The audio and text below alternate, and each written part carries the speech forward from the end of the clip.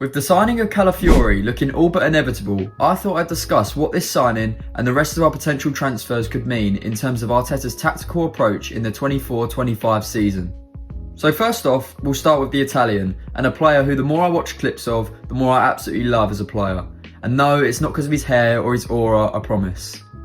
So the assumption is that Calafiori is being brought in as a left centre-back or a left-back, two areas which it's fair to say we could do with a player of this calibre in, with the left-back in particular being a bit chop and change last season.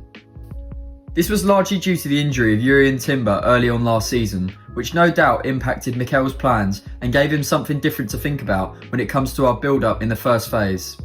But with Calafiori being a defender who absolutely loves to carry the ball from deep into the pivot and follow his runs, I think that this signing will offer us real tactical flexibility in our defensive build-up.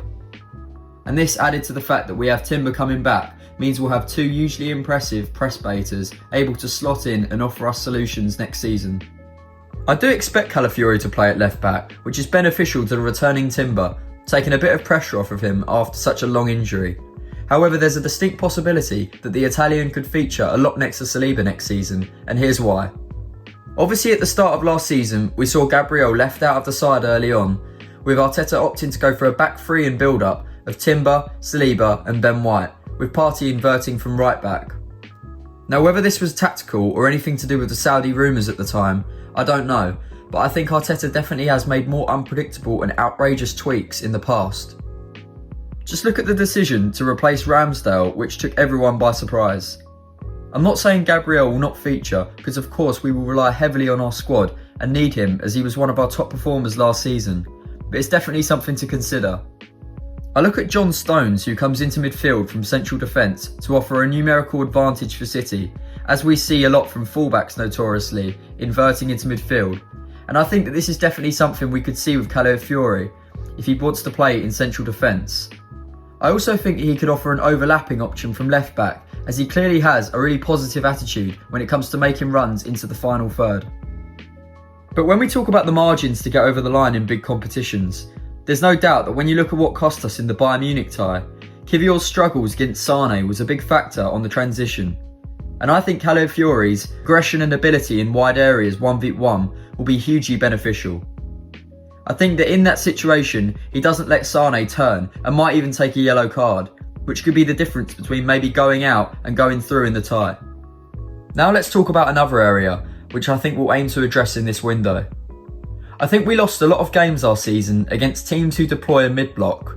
Look at Fulham, Porto and Villa games in particular, all really frustrating games.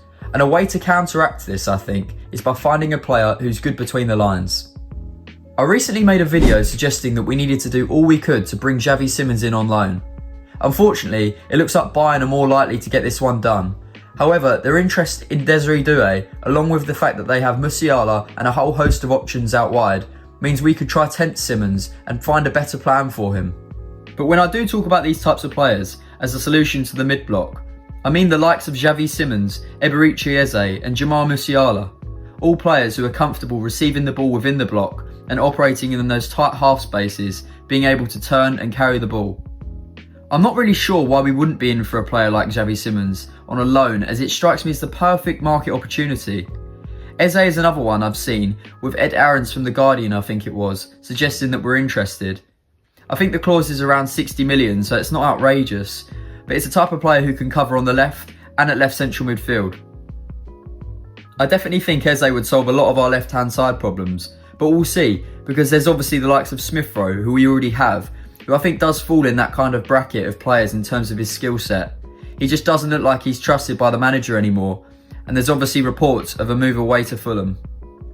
Obviously there's central midfield as well, but I'm really not quite sure what kind of midfielder we'll be looking for. Obviously there's been the rumours with Mikel Moreno, but again I'm not really sure what direction we're looking to go in just yet. As of course there's going to be a lot of long-term planning when it comes to central midfield. You look at Thomas Partey and Jorginho, who definitely look like they're closer to the end of their Arsenal careers than the start. So yeah, I'm not really sure what's going to go on in central midfield, but there's a few areas I think we need to address and how I think it might impact us tactically. Hopefully we can gauge an idea from pre-season.